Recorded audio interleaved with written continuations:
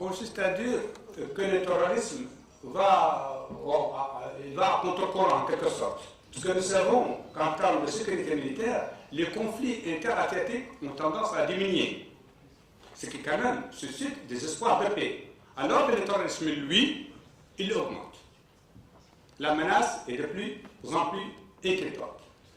Jusqu'à l'année récente, pas mal de pays l'estimaient comme une menace probable, voire conjoncturelle, circonscrite à une zone donnée. Aujourd'hui, elle s'impose à tout le monde pour devenir, c'est-à-dire les défis terroristes, s'impose à tout le monde pour devenir un élément structurant de l'ensemble des politiques de défense et de sécurité à l'échelle de la planète. Il en découle ma troisième remarque, qui consiste à dire, et vous l'avez constaté hier, lorsqu'on a essayé d'expliquer la vision de la Mauritanie, que cette vision s'inscrit parfaitement dans cette logique de perception de la menace terroriste comme une menace globale, évolutive et structurante. C'est sous cet angle que je vais avancer ma lecture personnelle de la vision stratégique de la Mauritanie, notamment sa partie militaire.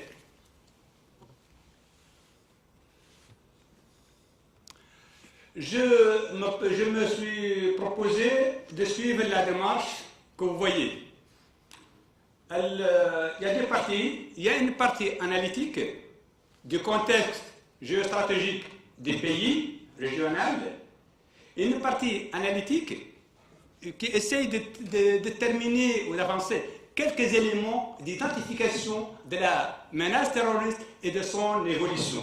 La deuxième partie, c'est un peu, si vous voulez, le fond de mon sujet, c'est le dispositif mauritanien. Quelle est sa philosophie? Ce n'est pas un ordre d'opération que je vais vous expliquer ici, mais tout simplement quelques lignes directrices de ce dispositif. Alors, au sujet du contexte géostratégique régional, vous savez que le contexte de conflictualité, de crise, et crée les conditions favorables pour l'émergence et le développement des trafics illicites, de la circulation des armes, des crimes organisés, mais surtout du terrorisme. Or, dans notre sous-région, sur chacun des pays frontaliers de la Mauritanie, il y a des conflits armés latents ou ouverts. Vous les voyez, les conflits, Casamance au Sénégal, Polisario aux frontières nord, l'ancien conflit Touareg. Mais en plus de ceci, j'ai ajouté l'Algérie. Il n'y a pas un conflit sur la frontière externe, mais il y a ce que les autorités appellent le terrorisme résiduel, qui date quand même depuis beaucoup d'années. Ce qui me permet de les classer réellement dans les conflits frontaliers, bien qu'il ait un caractère au début interne, mais elle tend à s'externaliser, parce que c'est quand même, vous le savez. Un peu plus loin, dans le nord du pays, il y a le pays du printemps arabe, avec tout ce que cela a entraîné de confusion, de perturbations pré-révolutionnaires entre guillemets, avec parallèlement à cela les contraintes en matière de réorganisation des forces de défense et de sécurité qui ont été quand même sérieusement affectées par ce printemps arabe. Tout ça conduit à de l'insécurité régionale, mais beaucoup plus globale, puisqu'elle touche le monde arabe, le monde africain et les pays musulmans. La Mauritanie fait partie à tous ces ensembles.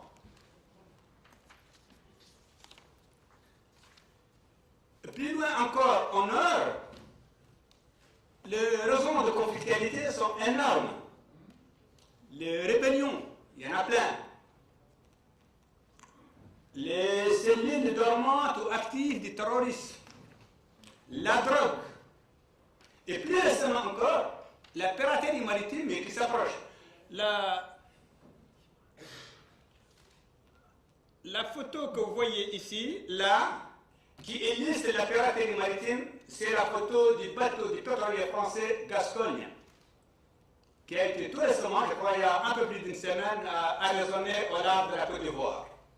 C'est pour vous dire que la piraterie maritime, elle s'approche de plus en plus de la Somalie, en passant par le Nigeria, le Bénin, la Côte d'Ivoire, la Guinée. Viendra-t-elle chez nous? Je ne sais pas. On aura une conférence, je crois, sur le thème après. Tout ceci me conduit à dire que le contexte géostratégique régional de la Mauritanie est caractérisé par une insécurité qui nécessairement se répercute sur les pays.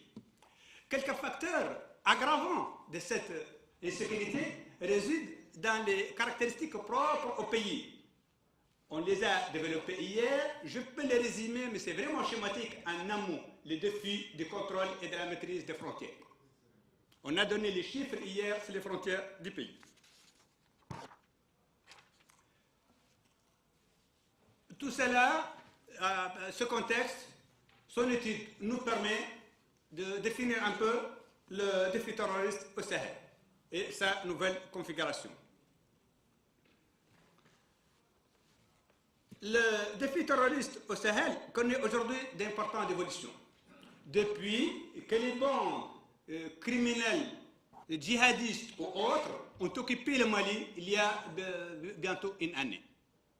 Avec l'intervention internationale autour de la coalition composée par la France, la force malienne et la CEDEAO, ce défi connaît aujourd'hui un développement sans précédent parce qu'il s'internationalise. Il en résulte quelques éléments qui permettent d'identifier, mais n'oublions pas, comme je l'ai dit en introduction, que le défi terroriste est caractérisé par son caractère mouvant, très évolutif et très rapide. Donc, les éléments que je vais énumérer, ils n'ont qu'un intérêt indicatif, puisque je n'ai pas la prétention de donner des éléments définitifs, certains acceptés par tout le monde. Pas du tout. Mon ambition se limite tout simplement à apporter quelques pistes susceptibles d'apporter un éclairage. Pour être à la mode un peu intellectuelle, je l'ai classé en 10 points. Parce que la mode, aujourd'hui, c'est les chiffres ronds. En 10 points. Je l'ai organisé en 10 points.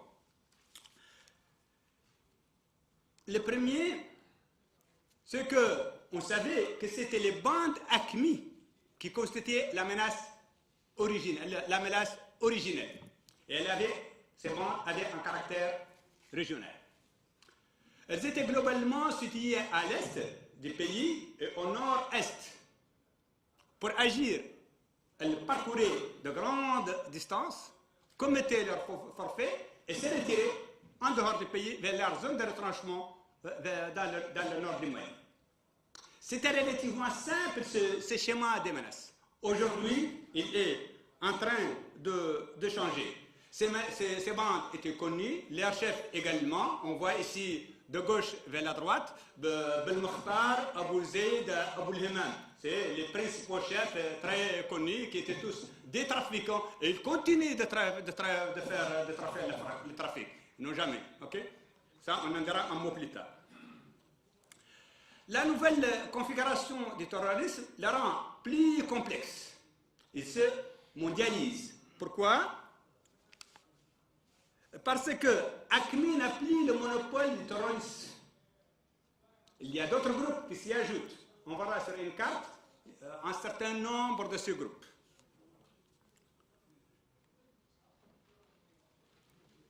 Ce groupe qu'on va voir, il ne présente pas le même intérêt d'un point de vue criminologique, puisque pour les évaluer en termes de dangerosité, je pense qu'il faut utiliser une échelle variable.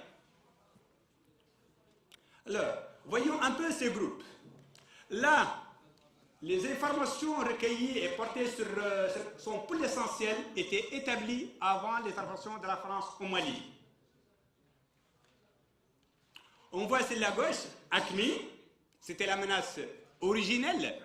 Le Mijaou, qui fait de plus en plus parler de lui, et qui ce matin, paraît-il, a obtenu le soutien d'Al-Qaïda du Yémen.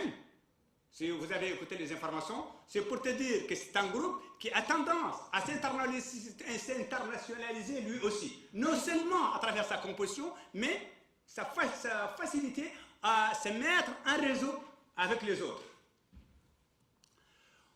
Vous avez Boulmkhtar qui apparemment a fait un groupe différent d'AQMI. Et vous avez le Boko Haram, il n'est pas avéré, suivant les informations que j'ai, qu'il agit au Mali en tant que groupe constitué. Mais paraît-il, ces éléments travaillent avec AQMI, travaillent avec Mijaou, travaillent avec Boko Haram, et c'est très difficile et très délicat de définir exactement la nature ou la qualité des liens qui unissent tout ce monde. Et puis là-bas, tout ce groupe également travaille en complicité avec la criminalité transfrontalière de tout genre. D'autres groupes, encore islamistes, qui n'étaient pas considérés par tout le monde comme terroristes. Il s'agit d'Ansar-Din, il s'agit d'Ansar Sharia. Ansar-Din, vous savez, il y a un nouveau groupe qui est né d'une scission au sein d'Ansar-Din, c'est le MIA. Voilà, le MIA, le mouvement islamique de l'Azawad. Le mouvement islamique de l'Azawad. Actuellement, il s'allie avec les Manala. On dira un mot sur la philosophie des alliances. Voilà. Et vous avez le groupe dit laïque. C'est les Manala, c'est le MAA, c'est le mouvement des Arabes de l'Azawad. Et j'ai mis entre le groupe laïque et le groupe islamiste qui n'était pas considéré terroriste, j'ai mis le MIA. Ce qui est clair dans tout ça, c'est l'alliance entre le groupe clairement défini comme terroriste et le groupe armé dit djihadiste, mais qui était jusqu'à un titre considéré comme des interlocuteurs fréquentables, c'est-à-dire Ansar Din et dans une moindre mesure Ansar Sharia. Ce ne sont pas les seuls acteurs qui agissent au Mali comme groupe armé. Il y a les milices qui sont plus ou moins proches de l'État. Il y a toute une liste là que vous voyez ici. Les Ganda Koy, les Ganda Iso, les Ganda Machin, etc. Est-ce que vous voyez? Ces groupes-là, eux aussi, opposent à notre problème. C'est vrai, ce sont probablement des alliés de l'État. Mais leur doctrine d'emploi, leur doctrine de composition. J'ai besoin de la lumière, s'il vous plaît, technicien. On continue. Ils sont fondés, d'abord, c'est le caractère ethnique. Les motivations personnelles ne sont pas très claires, hein, ne sont pas souvent très orthodoxes. Ce qui, personnellement, et je vous demande ce que vous penserez, on en débattra, me pousse quand même à émettre énormément de réserves sur ce type de concept de force. Moi, je crois que les milices, dans un État républicain, c'est quelque chose qu'il faut éviter autant que possible. Non pas seulement ils sont facilement entraînés du côté de l'ennemi, mais aussi ils sont incontrôlables. Énormément d'exactions commises par le passé dans le Mali s'étaient faites par ces groupes au nom de l'État. Et ça pose problème. Bon, non, c'est pas bon. Okay. Non, non, merci. Non, merci. Bon, écoutez, je vais me mettre là.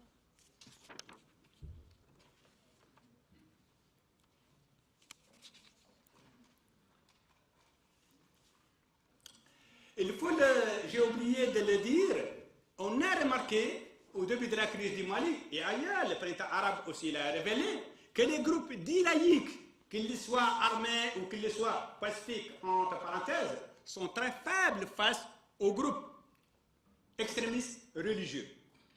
Ils sont très faibles. Facilement, les groupes islamistes armés, pour eux, Amanallah a été une cible militaire très facile.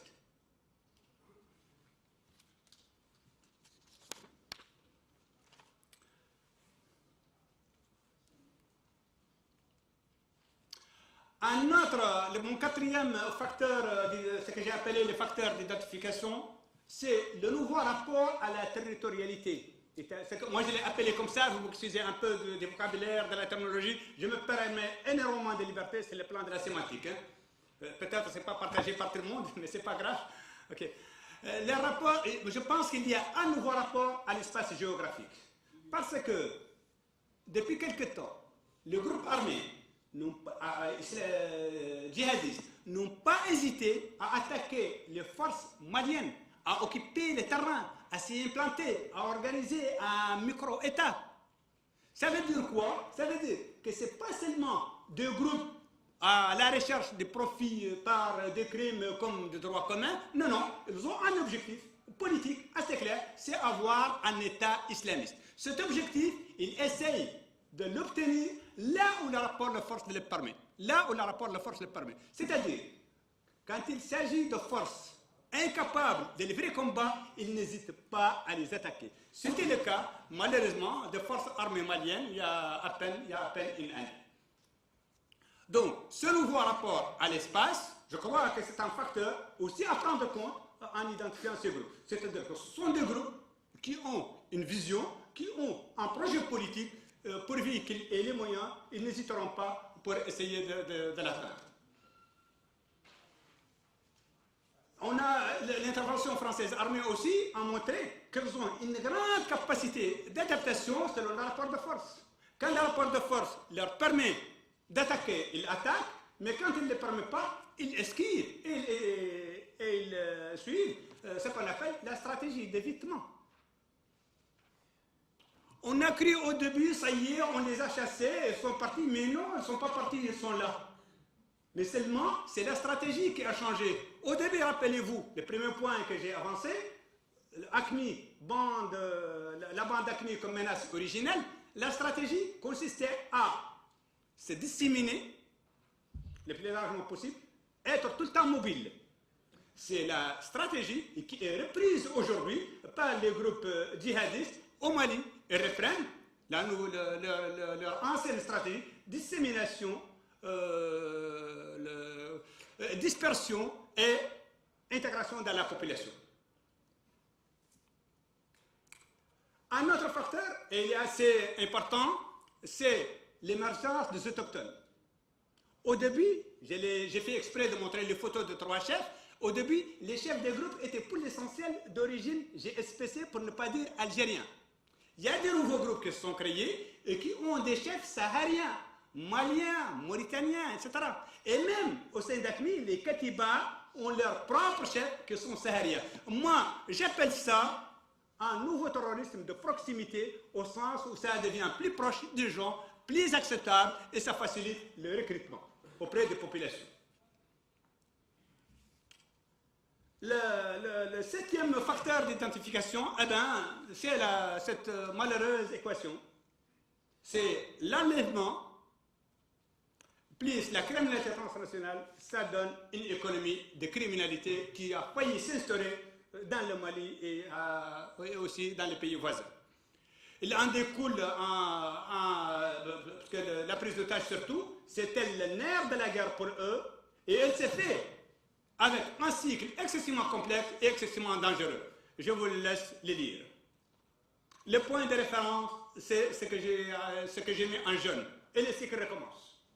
On prépare une opération d'otage, on prend l'otage, on le met quelque part, on négocie, on est payé, on prépare une prise d'otage, on prend un otage et le cycle recommence indéfiniment. D'accord? Et l'otage, le pauvre otage, le tout tourne autour de ce pauvre otage. C'est pourquoi j'ai fait exprès que ça flash.